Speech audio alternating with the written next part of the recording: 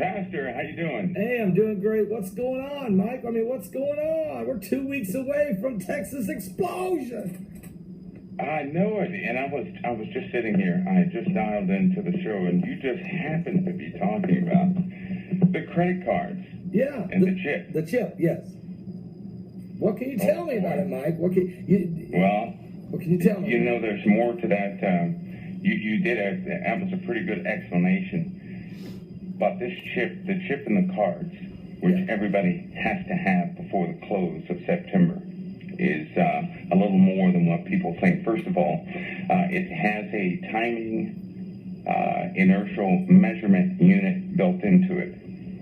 And what that is, it's an upgrade. It's a GPS chip, but it contains gyros and an accelerometer.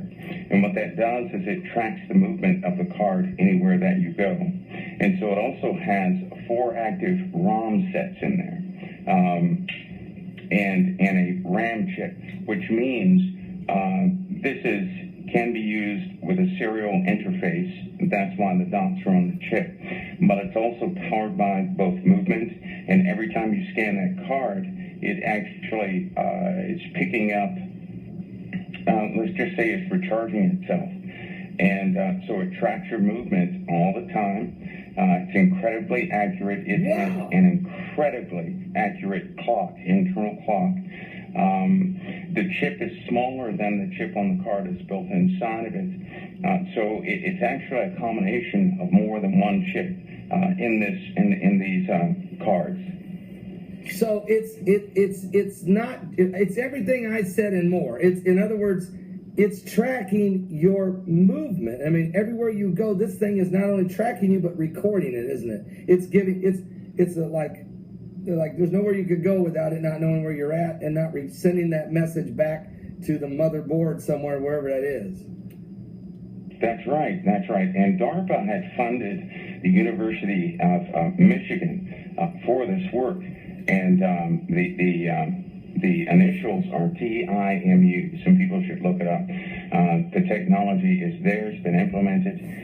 It's not new technology, but it's been perfected. And it is, in fact, a higher level of GPS system. Plus, it goes in with the standard system. Now, your phone is aware of this card. And if you don't have this chip on your card, you will have it regardless of your expiration date. You'll just simply get a letter from your bank or financial institution saying that you've been given a new card for security purposes.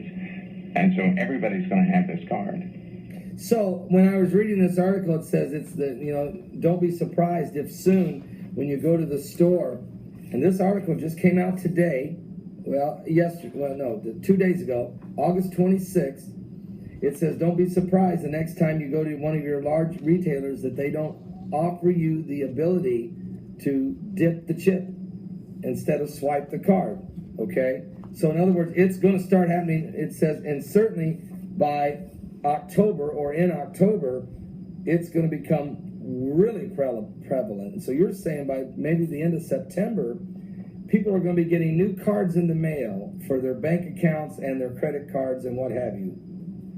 Yes, they should have already started. In fact, a lot of your listeners should have a brand new debit card from their bank. They should already have a debit card from the bank that's been issued.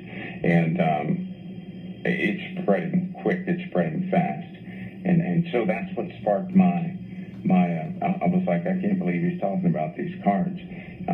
A few weeks ago when I was online with you, I was talking about these cards. The only difference between our conversation was the blood drop detector, the blood detector on the chip itself. Right. Which means from one blood drop, it would actually capture that data one time, which would be a DNA marker for you. And then that would be an authentication method also. Which is the same not thing. Only is it, that's what this federal employee in Florida told me, was that this chip will interface with your DNA so that it will only work if it's... Now, this person was talking not just from the card only. Of course, that's the first phase, and that's the drop of blood that makes the card work, because it tracks your movement, so it knows who you are. It's got to be you with the card. But she said also then they will take that chip and they will literally implant it and interface it, and it won't work unless it's in your body. It just won't work. So that'll be the next phase. So first we got the dipping chip, then we're going to get the blood activation or the DNA activation, which is what you're saying, and then we'll get the implementation into the body. So you're saying one drop of blood makes that chip will then know who you are, and it tracks your every movement. So if you leave your wallet at home, that chip knows it ain't with you. If someone else picks it up, it says, well, this ain't right. Is that what you're saying? Yeah, that's exactly right. And when they began to work on this chip, it was 10 cubic millimeters. That's real tiny. That's super tiny.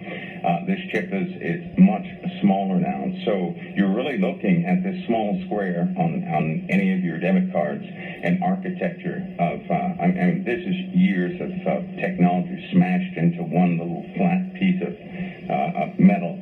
And it's out there, Pastor, and what they're going to get people to do is everybody works through their debit cards, right? Their debit cards and their license. Yes. So what they're going to do is the technology begins with the debit cards. Everybody depends on their debit cards. Everybody in a very short time is going to be used to having all their information stored with the banks. This is going to happen. It's going to be stored with the banks. All medical profiles, anything of that nature, is going to be stored with the banks, and the implementation, Pastor, has already begun. So once people have it, in order to keep it, you're going to have DNA authentication, or else you will not be able to buy or sell, because you won't be able to do anything else unless you're authenticated. Yeah. And by the way, this card is also going to be adaptive to all the computer systems out there. So all operating systems are changing to meet the new framework or the architecture for the new internet system that's out there already. Everything's being converted. There are flash updates galore for all the hardware inside of people's computers and devices. Everything is changing right before our very eyes. And people are somewhat oblivious to it. Well, especially, Mike, they don't see the spiritual ramifications that's coming as well.